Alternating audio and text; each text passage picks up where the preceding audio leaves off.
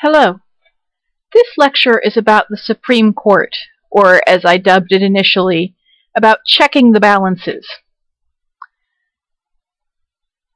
In it, I want to talk a little bit to begin with about talking about the incredible power that judges have and yet do not have.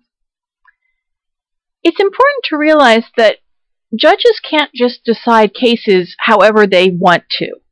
That there are a number of key things that keep them from just saying, well, gee, I like how this person looks, so I will decide in their favor.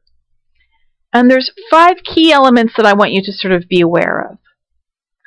The first, and perhaps the most significant, is that judges are bound by precedent.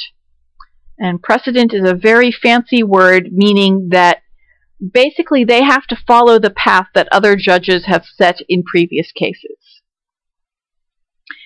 This is so important to decision because our entire concept of judicial review is based on precedent. If you read through the Constitution very carefully, which I'd like to believe that you all have, but I realize that most people probably haven't, you'll note that the phrase judicial review does not actually show up anywhere in the Constitution. The idea of judicial review arose in the decision of Marbury versus Madison in 1803. And at the time, it was very controversial. Note that within that decision, the court decided that Congress could not extend the powers of the Supreme Court without amending the Constitution. And yet they decided that they did have the power to overturn things as being in conflict with the Constitution.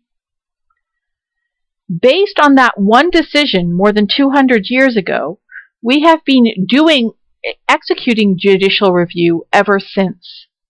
That one decision is what we believe gives the Supreme Court the power to review and decide that things are unconstitutional. Which means that, and this is perhaps a little bit ironic, as we talk about how the Constitution has changed and everything else, people who want to look at the original intent of the Constitution and would like the Supreme Court to judge based upon that would actually find a very difficult case because the original intent of the Constitution did not include the concept of judicial review. That said, I have now mentioned the second thing that keeps judges from deciding cases however they see fit, and that is a rather ambiguous term called original intent. Original intent is a way of basically asking, well, what did the people who wrote this law want this law to do? Judges do, by and large, feel themselves bound by the idea that they should not make laws fit and contort in new situations where they were not really intended. There are 3 other things that keep judges from deciding cases how they see fit. One is public expectation, and this is particularly highlighted whenever you see a trial or a case that has gotten a lot of media attention for whatever reason. It becomes very difficult for judges to rule contrary to what large groups of people believe that they should. That doesn't mean that it doesn't happen, but it does mean that it's something that judges are very aware of. Likewise, they are aware of the ability that if they decide things too radically, the legislature may decide to write a law to prevent them from doing such things ever again. The final thing that keeps judges from just deciding things arbitrarily is the fact that at the end of the day, all judges are really political appointees, and especially district court judges are subject to regular re-election and so on. If the judges all realize that if they decide things too far out of sync with the thoughts of the people who nominate them, they will risk irritating them. Now, there's important limits to that, of course, none the least of which is the fact that the Supreme Court sits for life, and so they don't really need to worry about irritating anybody. But for a lowly district judge who would like to be appointed to the Court of Appeals or to go further in his or her career, the fact that their fate hangs in the hands of some other federal official will keep them from being too radical.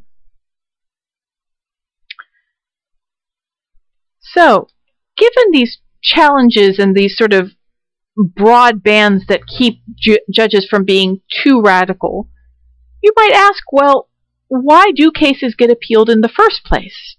After all, if every case is decided kind of in line with every other case, wouldn't that mean that, things should never really get appealed? That everybody should say, oh, well, of course that decision made perfect sense. It's just like the decision last year and the decision 3 years ago. But it sounds simple, but it's important to realize that there are several reasons why cases get appealed.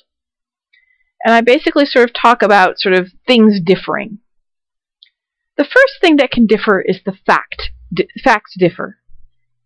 No case is ever exactly the same as the previous case. And more significantly for us, no case is ever exactly the same as the case that appeared in the Supreme Court.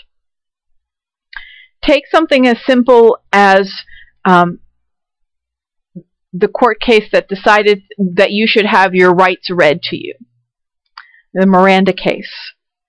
Well, the Miranda Case was originally decided about a man who had mental handicaps and so did not quite understand what his rights were. And on a fairly regular basis, cases will get appealed about whether or not Miranda rights should apply in different situations. Well, if somebody has been tried, 10 times before, surely they know their rights. Do we need to read them? Well, in this case, somebody was read their rights, but they weren't read verbatim the way other people are. Were they still read their rights? No case is ever the same. Facts differ. That's one reason why cases get appealed. The second reason why cases get appealed is because if you read through the Supreme Court decisions, their opinions tend to be very broad. They tend to, and this is intentional, they tend to render judgments that can be applied to as many different situations as possible. But what that means is that in a lot of cases, people are sort of left confused. Well, does that decision really apply to this case or not? So in addition to facts differing from case to case, applications will differ from case to case. Most significantly, perhaps, situations within the country change. And the best example of this is the example that I gave you all to read, the case of Brown versus Board of Education. What you need to realize is that when this case came to the Supreme Court, segregation was the law of the land, and it's important to realize segregation had been upheld by the Supreme Court in a case called Plessy versus Ferguson more than 75 years before. From time to time, people had tried to bring other cases challenging the precedent of Plessy versus Ferguson to the Supreme Court. And the Supreme Court had always struck it down, saying, well, we decided that segregation is okay as long as you had equal accommodations. This was what Plessy versus Ferguson decided. They said as long as you had equal accommodations, it was okay to segregate them.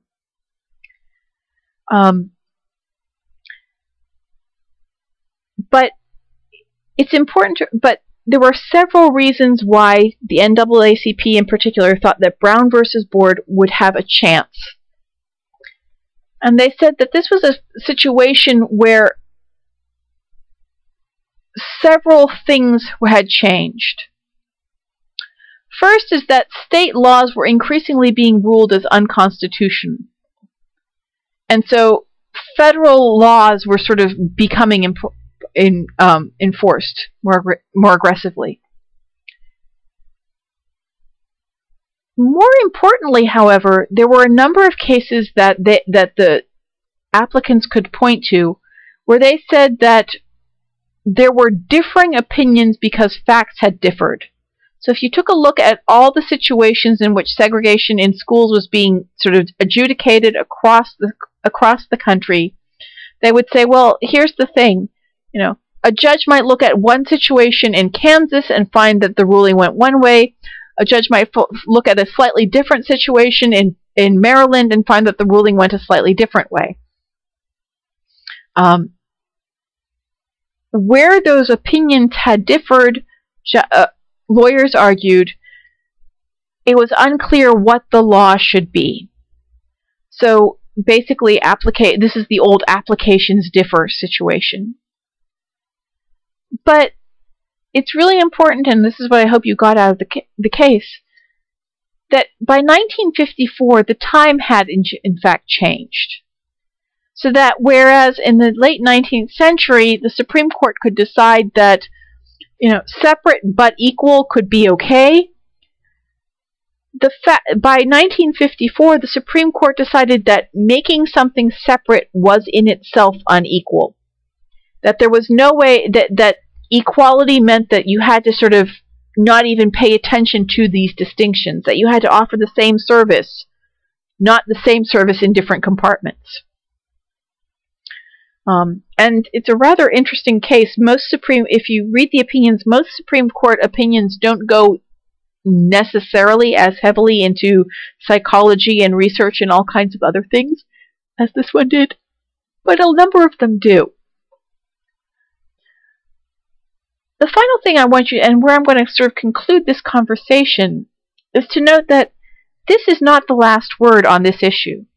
That even now, the idea of separate but equal or segregation or whatever is still a very flexible idea. Opinions are changing about what constitutes equal protection under the law. Does equal protection apply everywhere? Do we need to apply it to things like gender? Are there situations where schools can voluntarily segregate, especially if they're serving minorities? Or is that separate but equal on the flip side? These are probably issues where the Supreme Court will have to decide in the near future. And this is one of those sort of things that makes the Constitution as flexible a document as it is. The Supreme Court is the one institution that sort of recognizes that times change, but laws don't always. And so the Supreme Court is sort of the last effort to sort of make things that were written in the past still apply today. And that is true for the Constitution, and it is true for the decision that was handed down just a few short days ago. All of these things are time-bound, and yet all of us are bound by them. I hope that was clear for all of you. Please don't hesitate to ask me any questions. Remember, I will have a question and answer day in preparation for the test, and I look forward to seeing you online. Bye-bye.